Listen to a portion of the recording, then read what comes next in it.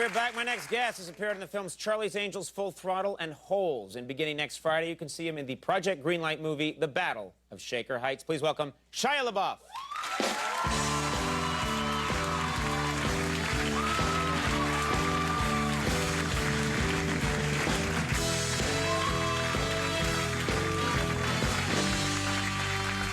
You're such a nice guy. I've never seen a guest clean their seat before they sit down. It's very nice of you. Well, I mean, this isn't, this isn't David Letterman. Some of the furniture's a little old, I thought maybe. It is, yeah. He's got the good stuff. He's got the good stuff. No, it's actually true. This is Mike Douglas's old set. Yeah, it's falling apart. That's a reference I got from Al Roker, by the way. I got a lot to ask you because I've been following Project Greenlight, and I sort of feel like I know you a little bit. For anyone who's been watching that show, they see you making this movie that you're coming out with now. Right. And when we sort of get to know you through the whole process, and one of the things that's clear is you're a driven young guy. Yeah, I'm trying. Yeah, you're trying hard, and you've been trying for a pretty early age. Did you get advice, when you were young? Yeah, I got crappy advice. I remember one guy, he said, the only way you're going to be an actor is if you're a model. And I was like, well, that's not going to work. I look like Gary Shandling and Disco Screech. I mean, I knew right away that's not going to work for me. I know Screech. Disco Screech sounds worse than Screech. It's like a guy with rollerblades. I mean, it's terrible. It's terrible. Right. Yeah. So you decided, I can't do the modeling thing. I just got to make it on my personality, my acting chops. Yeah. I mean, I started doing stand-up, and then I got an agent through the Yellow Pages, and that's how my story started.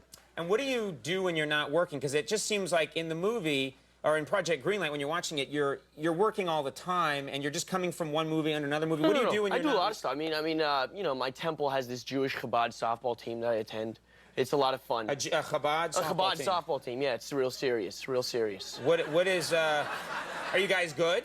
I mean, I never play. See, the thing is, my rabbi pulls the race card on me because my last name means the beef, but he doesn't, he's not... LaBeouf means the beef. It means the beef in French, but he's an idiot, and he thinks it means the pork. So he benches me. He doesn't let me play. He's a fool. He thinks that you're wearing, that your nickname is the pork, and that's why... He thinks I'm Shia Pork Face. And it's terrible. Right. I don't believe any of that story. No, I just made it all up. I made it all up. No, serious. He plays the race card. Your love life, you're a young man, you're in movies, you're the star of a cool HBO show. How's it going? Love life is terrible. It's terrible. My father, see, this is what happened. My father screwed me at a young age. When I was like 13. No.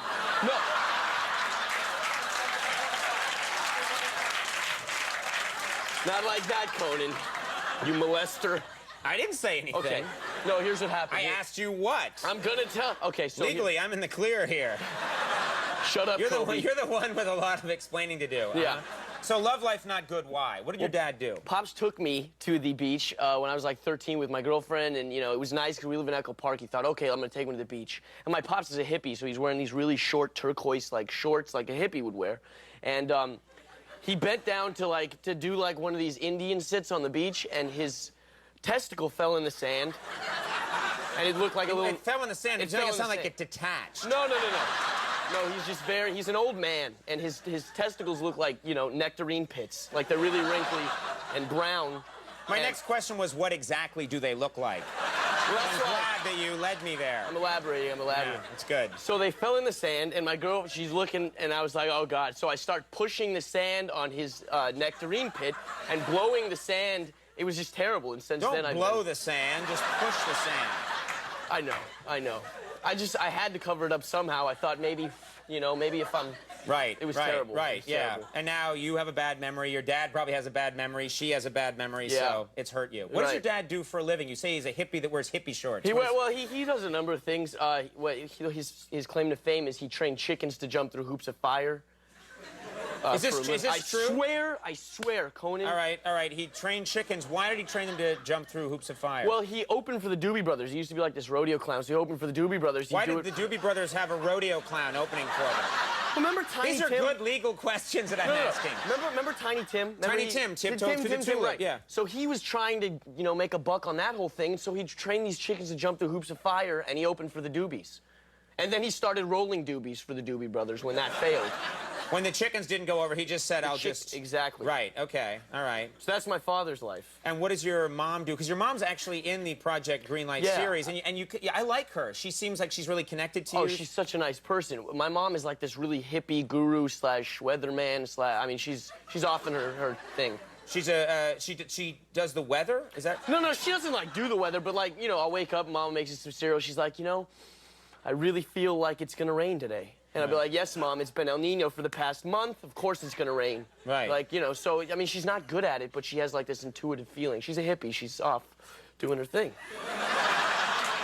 She's a hippie. Well, she was backstage with the Doobies, and things took their course. And now let's talk about Project Greenlight. Okay. Because I didn't see the first season, and everyone was talking about, oh, you got to see this show. So I started watching this season, and I think you come off very well. Thank you. Because there's a lot of chaos. I kind of get the impression that the directors it was their first time. They didn't see they're newcomers. Newcomers, and they're kind of making a lot of mistakes. And you're the pro in the project. I'm 16. It made no sense. It was really weird. You know? Right, but you're the guy that seems to kind of keep pulling it together. And do you feel that you guys, because you can't tell, I'm watching the series so far, I honestly can't tell. Is this a good movie? Is it not a good movie? Well, Stolen Summer was, you know, a hunk of garbage. That was the first one that they made, and then this one turned out to be Wait a minute, so the one that you weren't in and had no involvement in is a hunk of garbage? Right, the one that my name is not on is the piece of crap. Mine, however, is a golden nugget charmer.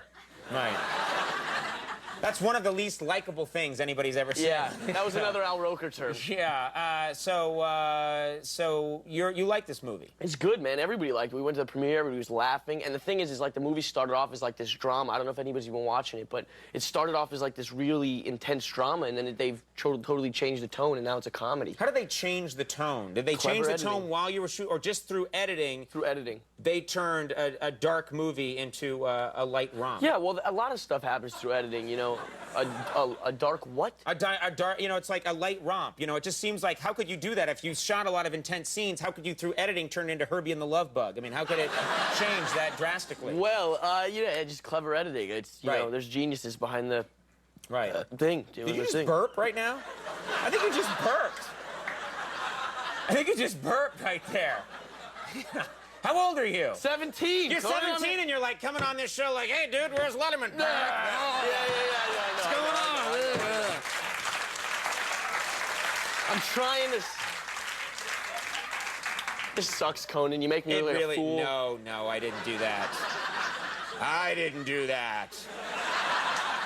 That was not me. Well, the Battle of Shaker Heights opens next Friday in New York and Los Angeles. I'm actually curious to see it, because if anyone else has watched this project go together, you now think, okay, I got to go see this movie. I want to see what happens. We're hoping to make some kind of money. Yeah. I mean, I'm burping on your show. Can't you say I'm out to create art? Why did you have to reduce it to money? We created the art, now it's time to benefit. Yeah, with the cash. Yeah, it's time for the cash, I think. Okay, time for the cash. That's the nicest plug I've heard. Go see the movie for the cash. Yeah, Shia LaBeouf, everybody. The Dandy Warhols are coming up. We'll take a break. We'll be right back. That was good.